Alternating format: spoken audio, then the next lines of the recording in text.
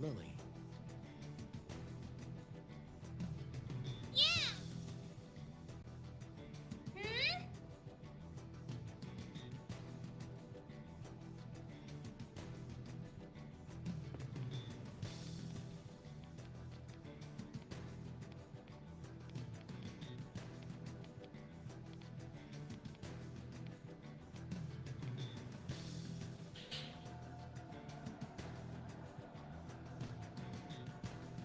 Well then, let's get going, shall we?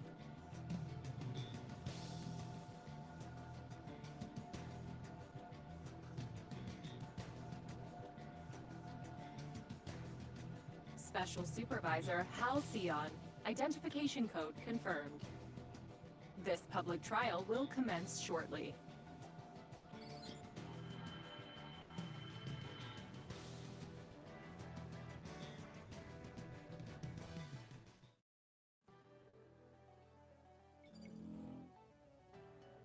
In this trial, only myself and the supervisors have the authority to make statements. Along with Mr. Tazaki and the witness, who have been granted permission to do so. Albert Rumford died on December 17th at his home in the research district. Time of death presumed to be 7:55. Cause of death assumed to be murder. Allow me to give an overview of the incident, based on the evidence brought to light. According to the scan of the body that was discovered, the cause of death was a puncture wound from a roughly 23-centimeter long blade.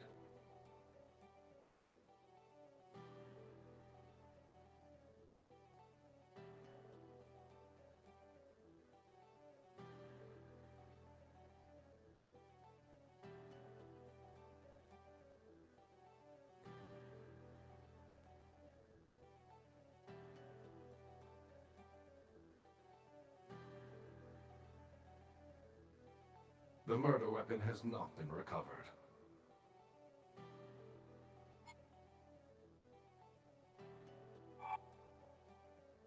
The corpse was discovered in the laboratory at 9 on December 17th.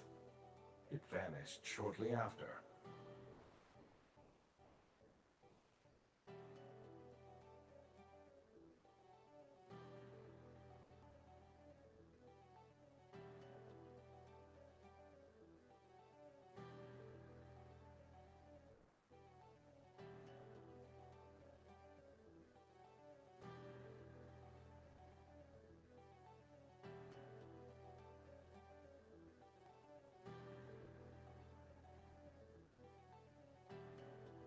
The lab access registry indicates that Keith Tazaki was the only individual to enter the lab after midnight on December 17.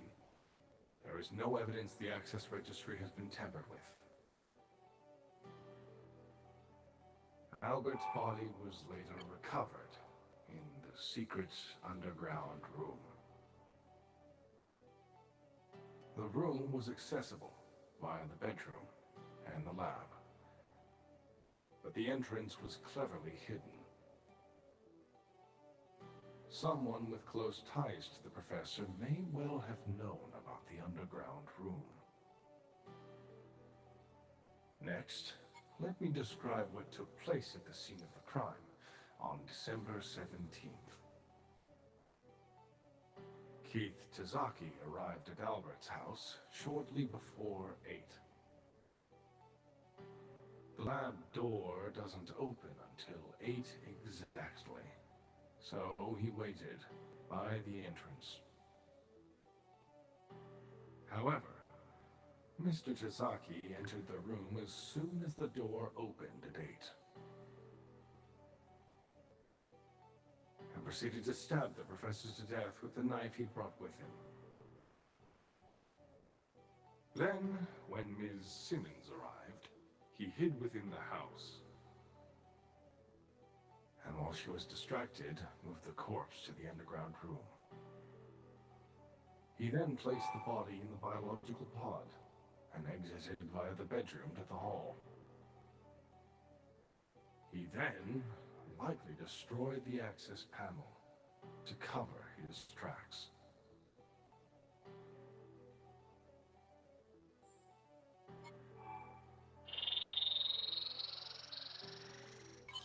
Based on the evidence, this reconstruction has an 82.2% plausibility rating.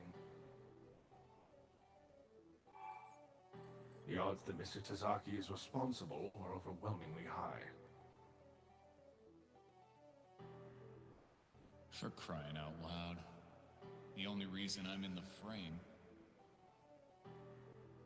is because you guys haven't found anyone else who fits the bill. That sound about right? Whatever. Let's say I did it. What was my motive? We can hypothesize. However, we do not place any value in motive.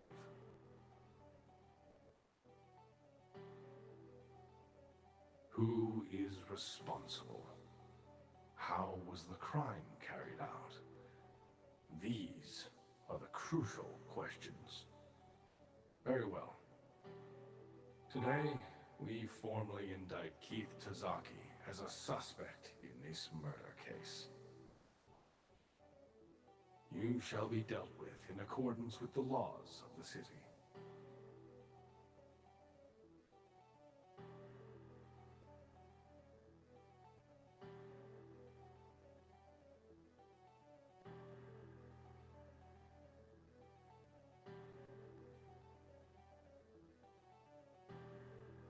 Supervisor, we assume you have no objections?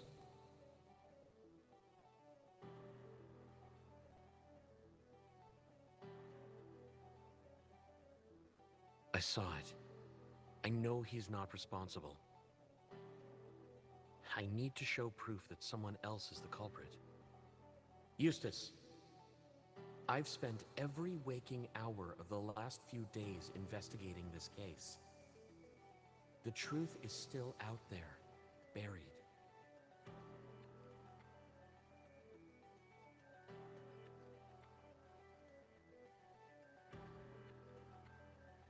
Before you indict him, please, just give me a little more time.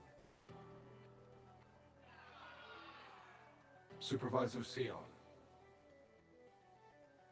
This is a public trial. A vast number of this city's residents are observing proceedings via augmented dreaming. Your duty is not to fuel their unease and anxiety with theatrics, but to protect and preserve their peaceful slumber.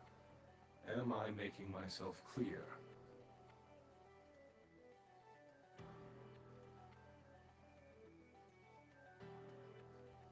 Maybe Eustace doesn't want me unveiling the truth. Ultimately, the citizens will determine whether your claims are truthful.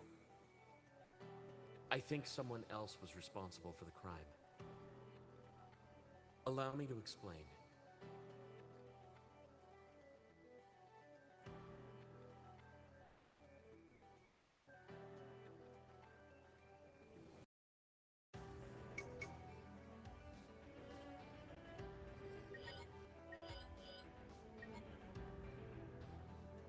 The professor was conducting research on a specialized humanoid in the secret lab. This humanoid, the marionette, is known as Cystelia.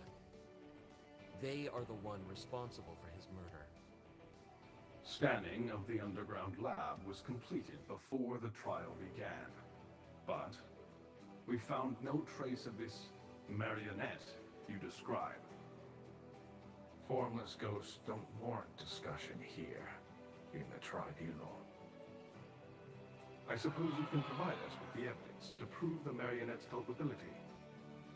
Proof that the missing marionette killed the professor. I ought to be able to prove my case with all the evidence I've gathered. 4 of the rooms in the professor's house are key to solving this case. The lab, the scene of the crime, the secret underground room, the bedroom with the mysterious puzzle, the hall connecting to the entrance. Allow me to explain the irregularities we found in each of those rooms. It's time to unveil the truth we discovered at the heart of this case. You've got plenty of info in your investigation log. Just explain it all step by step. Go for it, mister! Cross-reference the relevant information you found in each location. see that might be connected to the culprit's movements.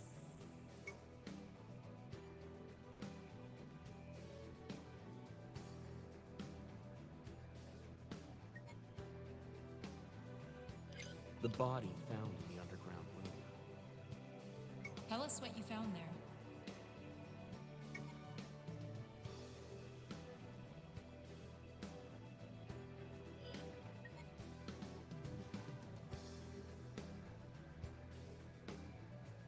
Time to rethink things.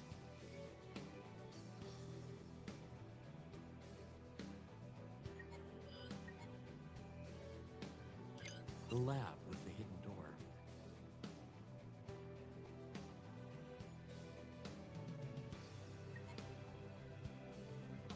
The marionette that disappeared from the underground room.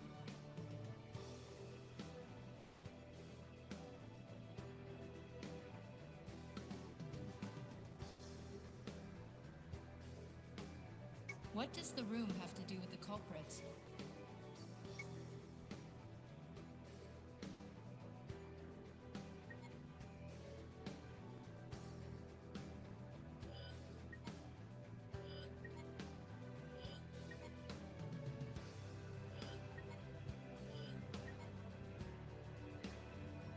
The source of the shriek in the bedroom.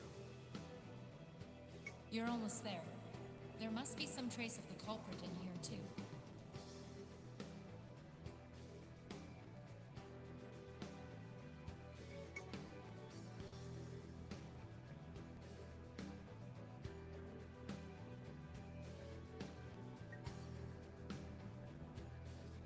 The corrupted access panel registry. 5 inexplicable points relating to the case. By correlating all these points, the truth of the case will come to light. These facts you have offered up are inadequate. Stay calm, mister. You should go over everything we found at the crime scene again, just to be sure. I guess there's no choice. Leave this part to me, Hal. Ash, where did you get that? I scanned this during the investigation. I mean, half the data is fried, but whatever. I didn't see anything like that, though. I guess now isn't exactly the time to go doubting him. Allow me to go over what happened at the crime scene on the morning of the incident. It appears many of the citizens are in agreement with you. They're expecting you to uncover the truth in your account. Very well. I will permit you to explain the course of events in the reconstruction space. Hal, Supervisor Sion.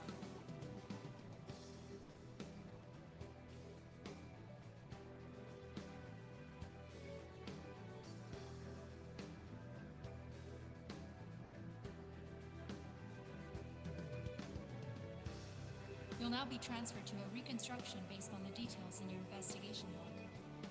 You will then reconstruct the particulars of the incident.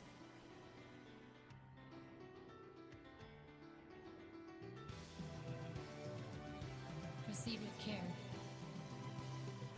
You'll only get one chance to win the citizens over. Elaine, no need to go freaking him out like that. Don't get so worked up. Just focus on keeping your story straight. That's all there is to it. Initiating crime scene simulation. Let us begin.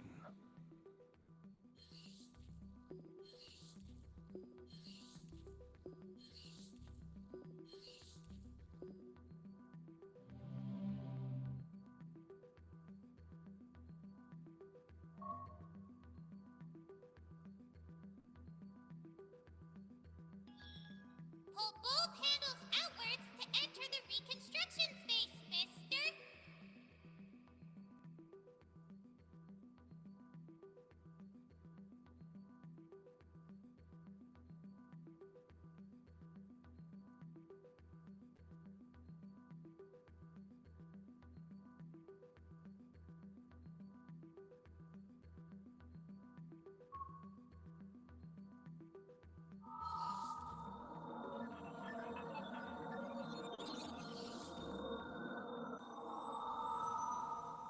this some kind of virtual reality? It looks just like the prof's house. By the way, Hal, the simulation system is the result of your ability, memory diving, being patched into the AD system. Your hypotheses based on the evidence you found will play out within the simulation. So take a deep breath and let the citizens hear your description of what happened. Your ghost.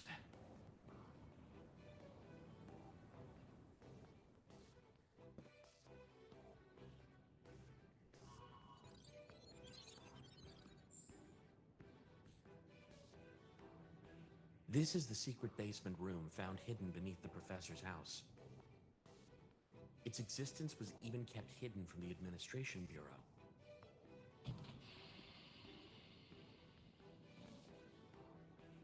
This is where the professor carried out his research on the marionette Cystelia.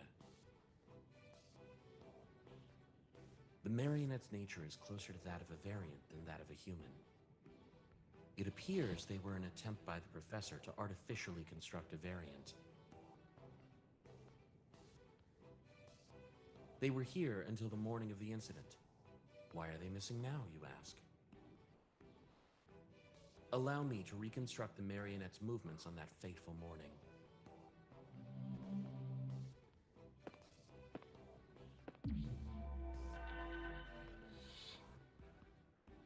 Cystelia awoke at 7 that morning. Yes, at the exact time the clock tower bell rang out. The marionette likely intended to harm the professor from the outset. That's my assumption based on the fact the murder weapon is missing from the room. So, what did Cystelia use to murder the professor with? Time to trace the culprit's movements.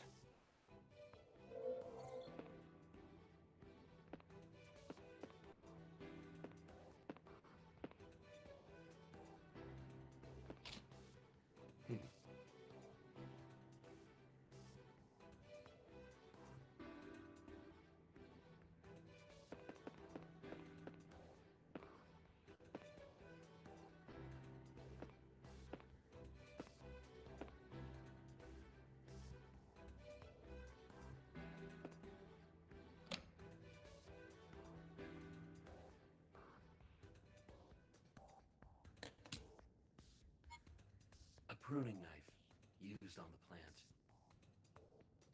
It's certainly a perfect match for the wound. So the marionette took a weapon and left the room of its own accord.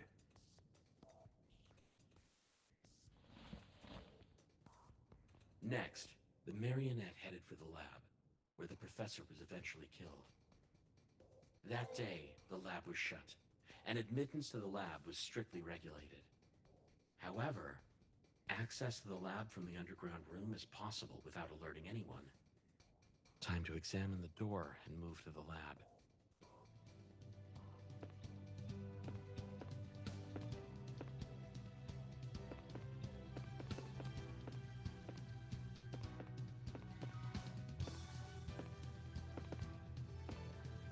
I see.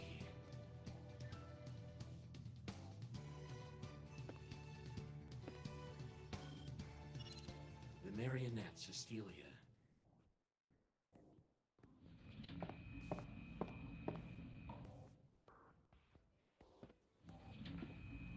Then headed to the hall via the door that connects to the bedroom. And to hide all trace of their visit, destroyed the access panel.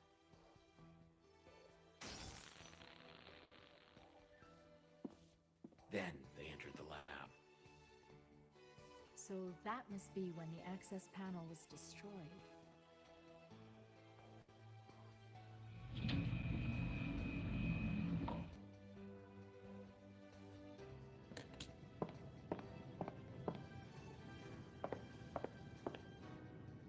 I'm sure the professor must have been startled by the intruder. Cystelia approached the professor and attacked him with the weapon.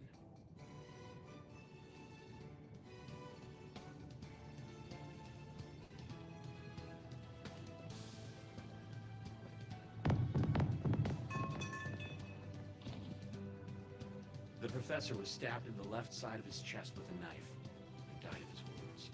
Well, that correlates with the results from the scan of the corpse. Hold on. Was that really the way the body was facing?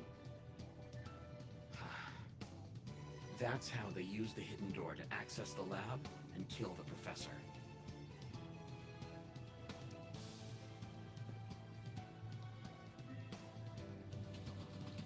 The door to the lab was later unlocked at 8, when Mr. Tozaki discovered the crime scene.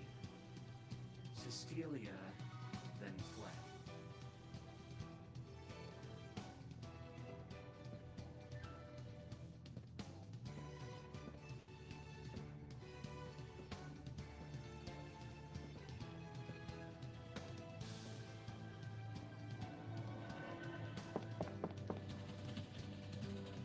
It's highly likely that the marionette is still in possession of the murder weapon. Their whereabouts are still unknown. It certainly seems plausible. But what about the professor's body? I haven't finished my explanation just yet. The professor's murderer and the person who hid his body were two different people. So, who hid the professor's body, you ask? That was you, Keith Tozaki. What? Let's reconstruct the events of that morning after you spotted the marionette.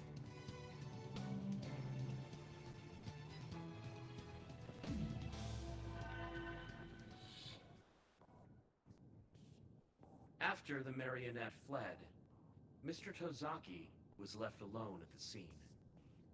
He didn't want anyone to get the impression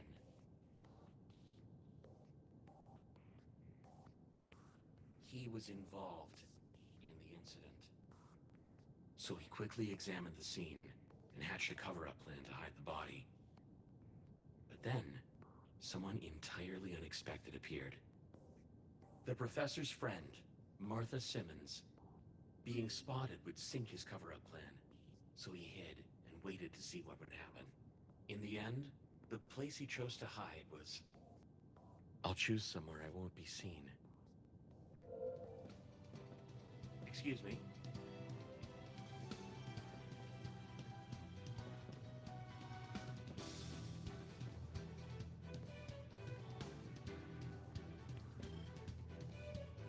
Keith Tozaki headed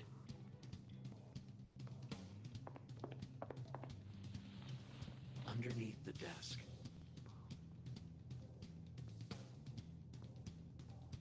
That seems like a pretty risky move.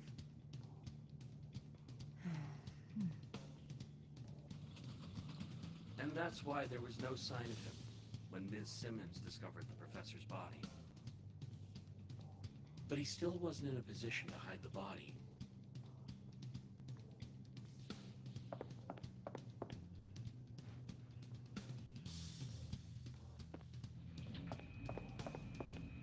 He had to divert Ms. Simmons' attention away from the body.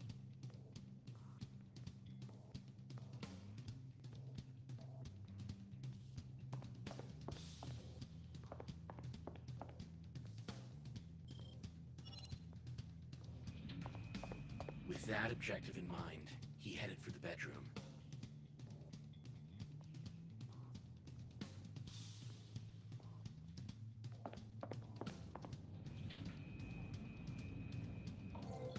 After discovering the body, Martha Simmons heard a noise coming from the bedroom and left the crime scene.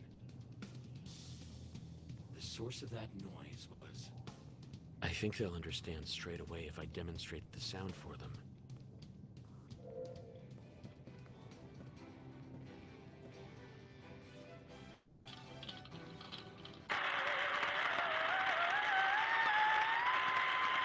Keith Tozaki used the gramophone to draw Martha Simmons' attention. You're right. It definitely does sound like a shriek. And that's how he lured her out of the lab and into the bedroom. He passed through the underground room again and headed back to the lab for the body.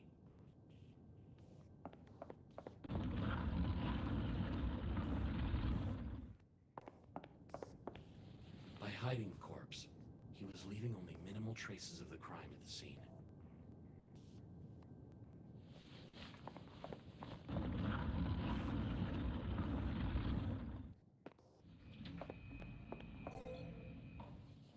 Once he arrived in the underground room, he placed the body in the empty biological pod.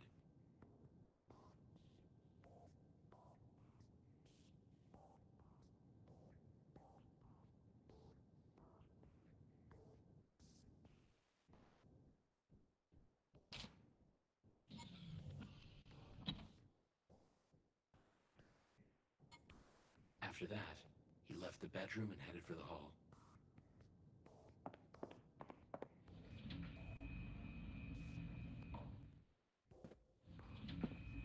He moved swiftly to ensure he went undetected.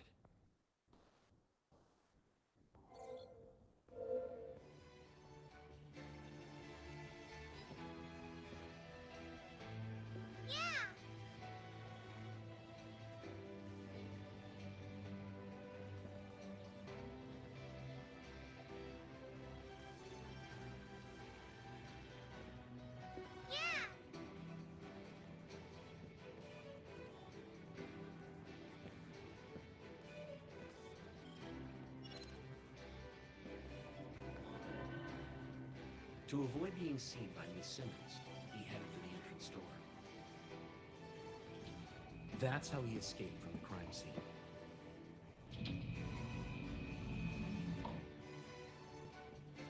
That sums up my account regarding the missing body. That is everything that happened on the morning of the incident.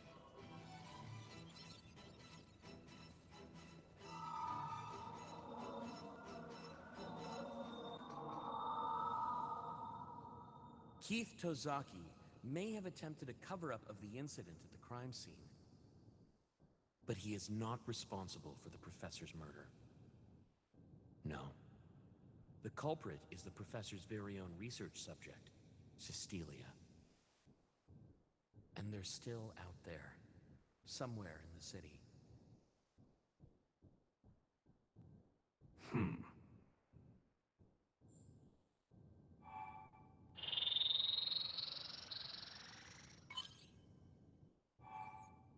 Your reconstruction is deeply flawed.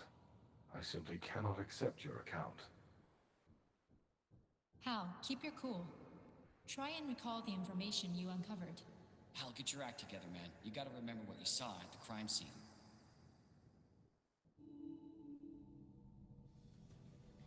Hal, are you sure that's enough?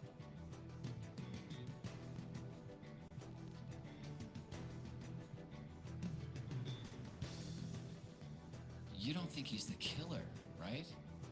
You gotta take a deep breath and try and remember what you saw at the crime scene, man. I have to do something. I need to get back to the tribunal.